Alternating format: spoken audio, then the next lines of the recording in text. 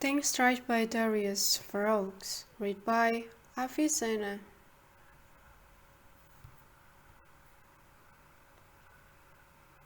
You become what you think. In 1869, a 20-year-old man who had just graduated as a doctor of medicine from Harvard was going through a crisis of meaning. This was not the first time he dealt with adversity. Throughout the 6 years in medical school, his education was interrupted by different illnesses and bouts of depressions. But this time it was worse. He even contemplated suicide for months. The young man's name was William James, who later became the leading psychologist in America and one of the founders of the physiological school of pragmatism. It took James 3 years to overcome depression, something he did by himself. To be clear, James was not just feeling down. John McDermott, editor of the writings of William James, wrote about the severity of his mental state. James spent a good part of his life rationalizing his decision not to commit suicide. During this time, James also had a panic attack and hallucinations. This was not new to him. His father faced the same agonizing thing years before him. This fit made James believe that his condition was biological and therefore something he couldn't overcome. But in 1870, James made a physiological breakthrough after reading an essay by Charles Renover, a French philosopher. In his journal he wrote, "I think that yesterday was a crisis in my life. I finished the first part of Renover's second essay and see no reason why his definition of free will, the substance of a thought because I choose to when I make half other thought, need to be the definition of an illusion. At any rate, I will assume for the present until the next year that it's no illusions. My first act of free will shall be to believe in free will." This realization is at the core of pragmatism, the second philosophy that James and Charles Sanders Peirce founded years later. James realized that we have the ability to choose one thought over the other. In other words, we can control what we think. However, James does not say we can control our consciousness. When we sit down and observe our thought for a few minutes, we will notice that a lot of things flow through our mind. The thoughts are just there. Nothing we can change about that. But since we have a free will, we can decide which thought we focus on, hence we can influence the direction of our consciousness. This realization is critical to the way we live. It's the difference between I can't help but feel this way and I feel this way because I decide to feel this way. The emphasis is on deciding, and that's what this book is about. With practice, you can get better at controlling your thoughts so you can decide what you think. And with a better control over our thoughts, we can improve the quality of our life and the outcome of our career. That's my proportions in this book. You have the ability to decide what you think, and since the result of your life depends on your thoughts, I think it's the most important thing in life. When we improve with the way we think, nothing is impossible to achieve. That simple realization changes everything. Many great thinkers have written about the importance of thoughts, but William James' godfather, Ralph Waldo Emerson, who also inspired James a great deal, put it most simply, "You become what you think about all day long." I believe that's true, but we must realize the actions full of thoughts. That means you can change your action without changing your thoughts. Let's start. Why do we need a book on practical thinking? The human brain is the most important tool we have. It's more important than any technology, device, or instrument. Robert Greene, the author of Mastery, put it best. If there is any instrument you must fall in love with and fetishize, it is the human brain, the most miraculous, awe-inspiring information processing tool device in the known universe. With a complexity we can't even begin to fathom, and with dimensional powers that far outstrip any piece of technology in its sophistication and usefulness. However, there is one problem. We are born with this great tool, but we don't know how to use it properly. We are highly impractical beings. We think that we are good thinkers, but research paints a different picture. We think we make a practical decision that we base on logic, but that's not the case. As Dan Ariely, author of Predictable Irrationally, writes, "We usually think of ourselves as sitting in the driver's seat with ultimate control over the decision we made and the directions our life takes, but alas, this perception has more to do with our desire, with how we want to view ourselves than with reality."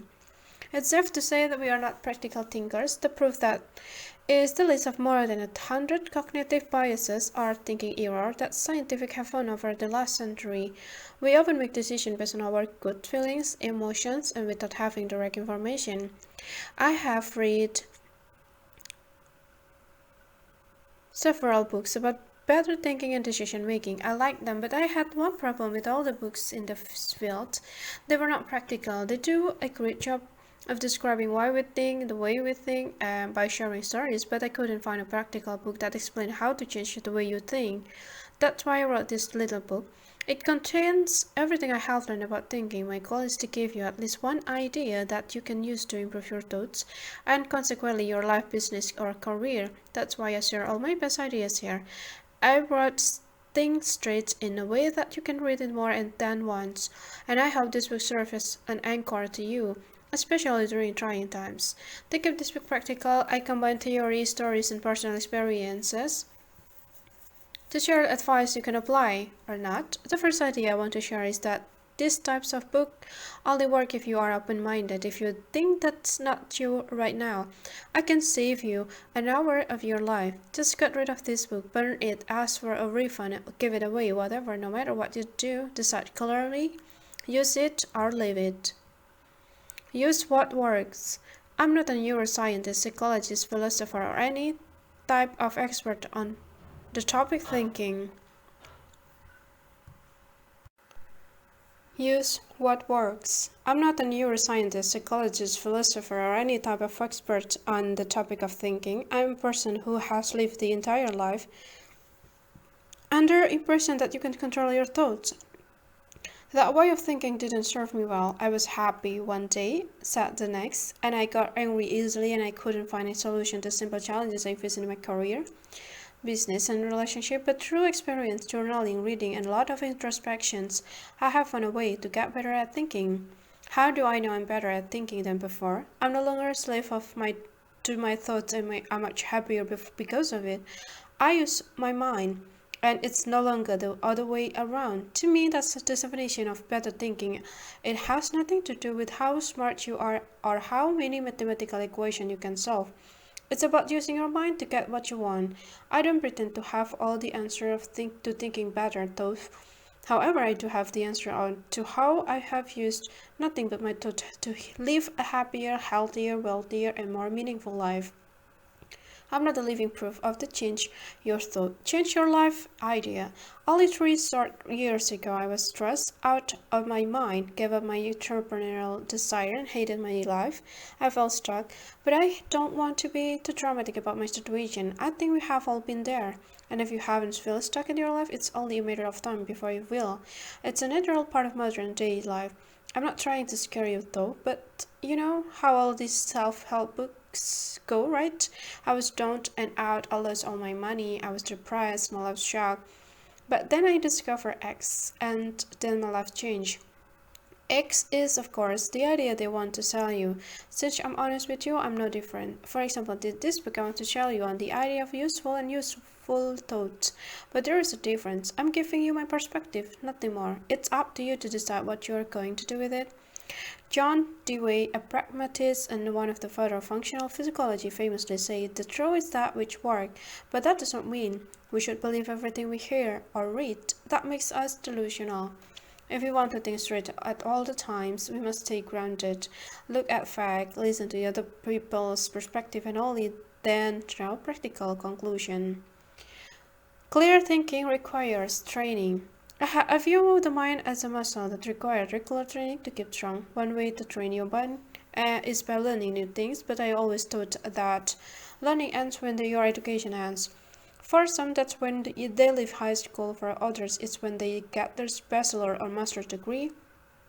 During out of time, in school, we learn new skills, ideas, theories that change the way we think and operate in the world. But once we have established a way of thinking, we hardly change it.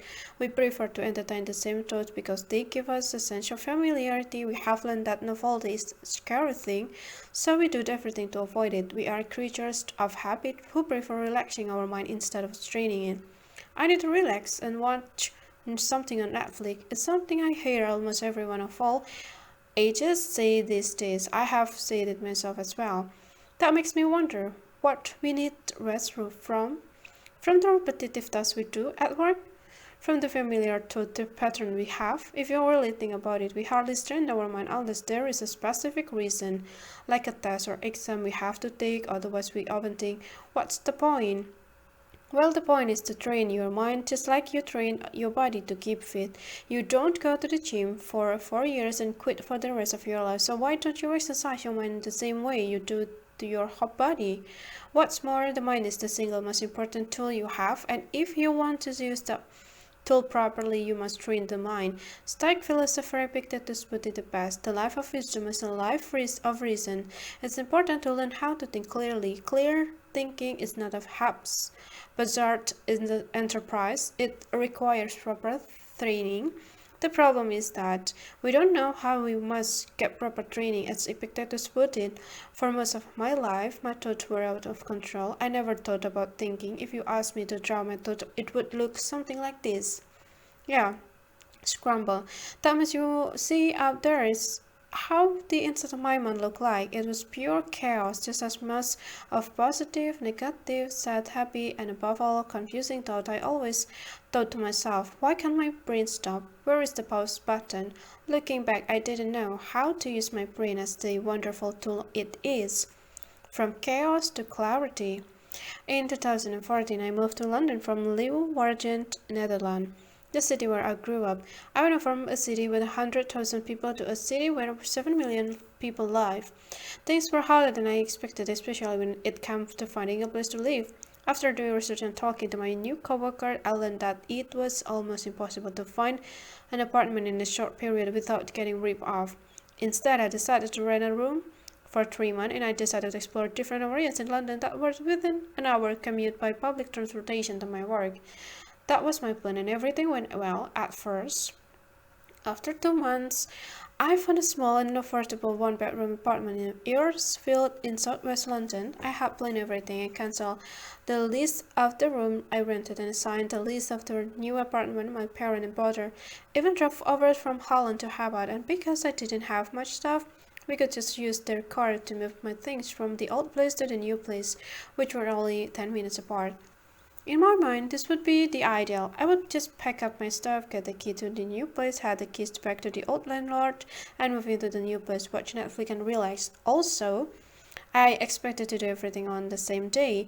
Well, things didn't go as planned. After all, my new landlady changed her mind at last minute and decided not to rent out her apartment. She told me this day before the day I planned to move. All of a sudden, I had no place to live, and I had a SUV full of my things that night in my parents' hotel room. I panicked big time. I don't know what to do. I have no place. My stuff is on a fan. I broke you guys over from Holland, and now I'm sitting here like an idiot. I continue blaming myself for the rest of the day and evening. You're probably thinking, really? Yes. Looking back on this, I can't help but think that I may have acted a little bit too dramatic. Well, let's just call it like it was over dramatic and not just a little. That's exactly why I pick out this example, because it shows how stupid I was in my thinking. I spent so much time in my head that I had lost sight of the situation. I was not thinking clearly. And for what? Some first world problem. Come on, the next day I woke up in the worst. With the encouragement of my parent and brother, I decided to stop feeling sorry for myself and start finding a solution instead. I said to myself, think straight. I knew I had to replace the mess with clarity. I wanted to get straight to the point. Picture like from scramble to the circle. On the left, a muscle of useless thoughts, worry, stress, suffering, confusion, not knowing what to do. The one to right, one straight thought that has a single useful purpose. I wanted to start using my mind as a tool. In the case of my London story, I needed to look for a solution fast. It turned out that was easy. Once I started thinking straight, I booked an Airbnb until I found a new place. In the end, we stayed in an Airbnb for a week. The landlady changed her mind again and decided to rent her apartment to me anyway. So all my stress and worry and thinking were especially useless. How often does that happen? We are always so quick to judge and draw conclusions based on our assumption. We are all human beings. We make mistakes, we change our minds, and we assume things that are not true all the time. That's normal. What's not normal is to let your mind go out of control. And after many other useless thinking episodes, I decided to change. I didn't have one big epiphany or a super dramatic moment that forced me to change. Life is not a Hollywood drama. People that I know only change after a culmination of a problem. At some point, we stand up and say enough. And you know what? A lot of people never change at all, but that shouldn't be our concern. After years of chaos in my mind, I just had enough of mental suffering. I can't make it any prettier than that. You don't need an all is a lost moment. Those type of moments almost never happen. About 2 years ago, I started changing my thoughts, and I have learned to replace the chaos in my mind with clarity. Now there is peace in the rest of this book. I will share with you exactly how I did it. But first, I want to share a brief history of the thinking. A very brief history of thinking. Thoughts are important, but not all thoughts are equal. The quality of your thoughts matter the most. Roman emperor and Stoic philosopher Marcus Aurelius said it the best. The universe is change. Our life is what our thoughts make it. A quick look at our surroundings shows us that life is changing faster than ever. Jobs disappear, smartphones turn you into a zombie, education costs you thousands, the cost of living increases rapidly, salaries down, you have less time for yourself and so on. Life changes so fast that it seems like you wake up in a new world every day. What do your thoughts make of that? If you are anything like me, this development causes a lot of thinking, aka worrying and uncertainty. How do I survive? How do I adapt my business to changing market? How do I advance my career? How do I not lose my mind? Mastering your thoughts is challenging. The desire to master outlook is an old as modern civilization ever since the 5th century before century. Philosophers from all ages and regions agree on one thing: the human mind is an instrument that solves problems, and many philosophers argue that the quality of your thoughts determine the quality of your life. From Confucius to Socrates to Descartes to William James, they all talk about their method of thinking, a way to view the world. Most of us know the Socratic method of questioning everything, even yourself. I know one thing, that I know nothing, is what Socrates famously taught the oracle of Delphi when Socrates was declared the wisest man on the earth. The fact that he thinks that he knows nothing makes him wise. That's a way of thinking. French philosopher René Descartes, who lived in the 17th century, took it one step further. He questions everything in life, even his own existence. Because how do you know? You are not dreaming or living in a matrix? That's why he famously said, Cogito ergo sum, popularly translated to, I think, therefore I am. Descartes concluded that he must exist because he is able to think. No matter how crazy your thoughts are, it's safe to say that you do exist. So why you not make your existence a little more practical, light-hearted, fun and useful? Have you ever observed or written down your thoughts? I challenge you, try it for a day. Every 2 hours or so, sit down and write about what you are thinking at the very moment. Just don't get scared of yourself. Most of our thoughts make no sense at all. We are conflicted as a species. Yeah, Descartes also reviewed his own thoughts and found many contradictions. His most important idea is that we should question the source of our belief, not the belief itself, because most of our beliefs are based on our other people's perception. How many of your ideas are based on what others have told you, or based on your first thoughts or assumptions? At the core of thinking lies our ability to separate the truth from falsehood. What is true? What is false? One way to look at the questions is to take a pragmatic perspective. William James described the idea of pragmatism as follows: the attitude of looking away for the first thing, principal categories opposed necessities, and of looking toward last things, fruits, consequences, facts. Those should serve a useful purpose. If they don't, they are useless. That's right thinking. Pragmatism is a method of thinking, not a solutions.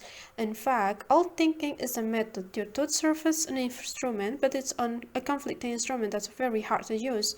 Henry Ford said it best: thinking is the hardest work there is, which is probably the reason why so few engage in it.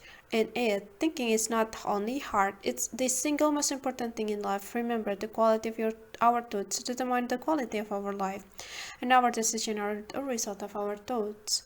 Life is not linear. I always thought in a linear way. A leads to B, and if B is C, A also leads to C. I look at the appearance, first thoughts, and made a lot of assumptions, but my thought didn't serve as a useful purpose. In fact, they served no purpose at all. Instead of thinking, I followed convention. I let others to do the thinking for me. Most of us are like that. For example, I thought I would never have a worry about having a job if I got my college degree. I honestly believed that until I was about 26 years old. I figured out the hard way that is guaranteed in life, and that you have to work hard to earn money, and that making money has nothing to do with your degrees. If I had to pick another predictor of career success, I would say it's skills. The better you are at something, the more value you can provide to others, and the more money people are willing to pay in exchange for your value.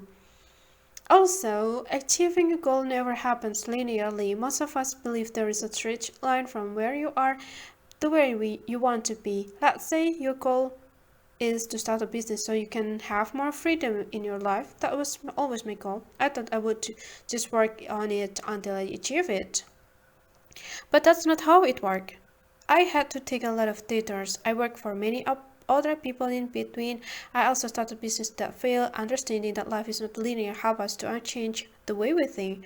Along the way, I got discouraged a lot and almost quit. No, I realized that things often don't go according to plan. That helps me to think of backup plan or alternative option to get closer to my goals. Another personal goal of mine was to invest in real estate when I live in London and Amsterdam. That was difficult for me because I didn't have enough capital to get started. So instead of putting a lot of pressure on myself to make more money and sacrifice the quality of my life, I started looking elsewhere. After researching growing real estate market, I ended up in my hometown. Prices were low and I knew a lot of people. The population was increasing and the city invested a lot of new business and education. 2 months after I decided to look elsewhere, I became my first deal there. The point is that there are multiple ways to achieve your goal. Also, if everyone is doing one thing, that often means you shouldn't. Connect the dots. Your brain is constantly working even when you are not actively thinking. Apart from managing all of the vital function of your body, the brain also scans every piece of information that comes in. The brain compares it with other information that it has already stored. Your brain researches for similarities and differences between that information. That's how we think and use our brain to come up with the new ideas. The brain consists of many small networks of neurons that connect to other networks. Yeah, just a basic understanding of how my brain works helps me to understand how I can nurture it. I don't worry about finding a direct application for information I acquire. I feed my brain with knowledge that I'm curious about, and that differs information might be stored in a different network, but as long as I connect the dot later, I'm okay with that. Like Steve Jobs said, you cannot connect the dots looking forward, you can only connect them looking backward. So you have to trust that the dots will somehow connect in your future. If you want the dots to connect in the future, you have to make sure you form dots in your brain. The only way you form dots is by learning, making mistakes, reflecting it, or anything you can do to feed your brain with the input it needs to give you the output you want.